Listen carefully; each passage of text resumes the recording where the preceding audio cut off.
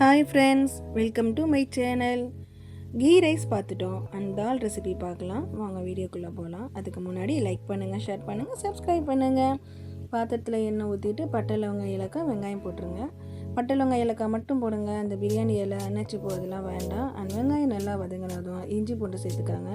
தக்காளி வெங்காயம் அரைச்சி வச்சுருக்கேன், அதுவும் போட்டுக்கிறலாம். இஞ்சி பூண்டு தக்காளி வெங்காயம் ஒன்றுனா கொடுங்க. அதுக்கப்புறம் மிளகாத்தூள் சேர்த்துக்காங்க, தனி மிளகாத்தூள், நறுக்கிய தக்காளி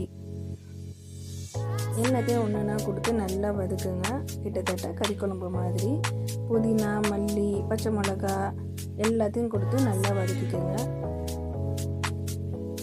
தேவையான அளவுக்கு உப்பு சேர்த்துக்காங்க. எல்லாத்தையும் கொடுத்து நல்லா ஒரு கிரேவி மாதிரி அதை நல்லா வதக்கிக்காங்க. தயிர் சேர்த்துக்காங்க. என்னென்ன இன்க்ரீடியன்ஸ் சேர்த்துருக்கேன் அப்படின்றத டிஸ்கிரிப்ஷனில் உங்களுக்கு தெளிவாக கொடுக்குறேன். நான் 6 கிலோவுக்கு செய்கிறேன். உங்களுக்கு 1 கிலோவுக்கு தேவையான இன்க்ரீடியன்ஸை நான் தெளிவாக கொடுக்குறேன். பார்த்து நீங்கள் தெரிஞ்சுக்காங்க. இந்த தால்ச்சாவுக்கு எவ்வளோ உப்பு வேணுமோ அவ்வளோ உப்பு இந்த கிரேவிலே கொடுத்துடணும். அப்போ தான் காயில் கறியிலெல்லாம் நல்லா உப்பு பிடிக்கும். இது நல்லா வதக்கினதும் அதுக்கப்புறம் இதுக்குள்ள கறி எடுத்து வச்சுருக்கேன். ஸோ கறி கொழுப்பு கறியாக வாங்கிக்கோங்க. கொழுப்பு கறி கொஞ்சம் எலும்பு இந்த மாதிரி சேர்த்திங்கன்னா தால்ச்சா இன்னும் டேஸ்ட்டு கொடுக்கும். அது எல்லாத்தையும் நல்லா வதக்கிக்கோங்க. நல்லா ஒரு கிரேவி மாதிரி வந்ததுக்கப்புறம் காயெல்லாம் வச்சுருக்கேன். ஒரு 5-6 வகை காய், சொரக்காய், வாழைக்காய், கத்திரிக்காய், முருங்கைக்காய், உருளைக்கிழங்குன்னு ஒரு 5-6 வகை காய் நான் நறுக்கி வச்சுருக்கேன். ஸோ கறி போட்டு ஒரு 10 நிமிஷம் காய் எல்லாத்தையும் கொடுத்துருங்க. காய் கொடுத்துட்டு நல்லா அது கிண்டி விட்டுருங்க. கலட்டி விட்டு அந்த காயும் கறியும் சேர்ந்து வேகணுங்க. அது ஒரு டேஸ்ட்டு. இந்த ஸ்டேஜில் காய் போட்டு ஒரு 5 நிமிஷத்தில் கரம் மசாலா, தனியாத்தூள், இஞ்சித்தூள்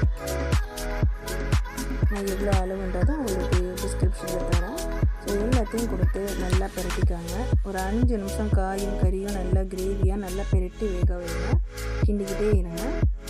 அதுக்கப்புறம் காயெல்லாம் முங்குற அளவுக்கு தண்ணி கொடுத்துருங்க. நல்லா ஒரு பெரட்டிட்டு மூடி வச்சுருங்க.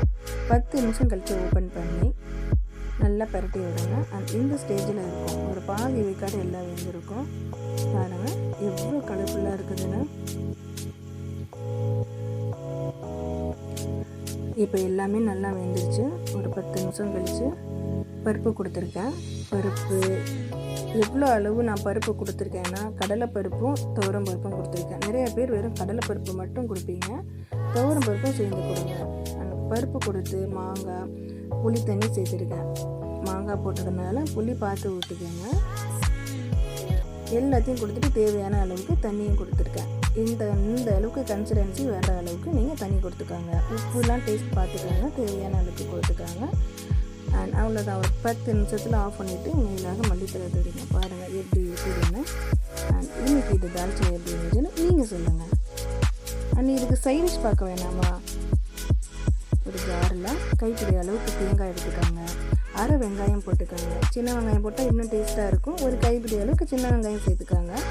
அண்ட் ஒரு கைப்பிடி அளவுக்கு மல்லித்தலை, கொஞ்சோன்னு புதினா, கொஞ்சோன்னு கருவேப்பிலை, தேவையான அளவுக்கு பச்சை மிளகாய். சிகப்பு பச்சை மிளகாய் நான் சேர்த்துருக்கேன். அது ஏன்னா அது ஒரு டேஸ்ட்டு கொடுக்கும். ஸோ அதனால சிகப்பு பச்சை மிளகாய் நான் சேர்த்துருக்கேன். எங்கள் வீட்டில் ஒரு ஆள் இருக்காங்க, இந்த பச்சை மிளகாய்க்காகவே நெட்டில் பிடிச்சி வருவாங்க. அந்த அளவுக்கு இது டேஸ்ட்டாக இருக்கும். அண்ட் ஒரு நெல்லிக்காய் அளவுக்கு புளி, கொஞ்சோன்னு இஞ்சி பூண்டு, தேவையான அளவுக்கு இருக்குது. இது எல்லாத்தையும் மண்ணாக போட்டு தண்ணி தேவையான அளவுக்கு கொடுத்து நல்லா அரைச்சிங்கன்னா சூப்பராக இருக்கும். சாப்பிட்டு பார்த்துட்டு எனக்கு கமெண்ட் பண்ணுங்கள். தேங்க்யூ ஃபார் வாட்சிங். நெக்ஸ்ட் வீடியோவில் பார்க்கலாம்.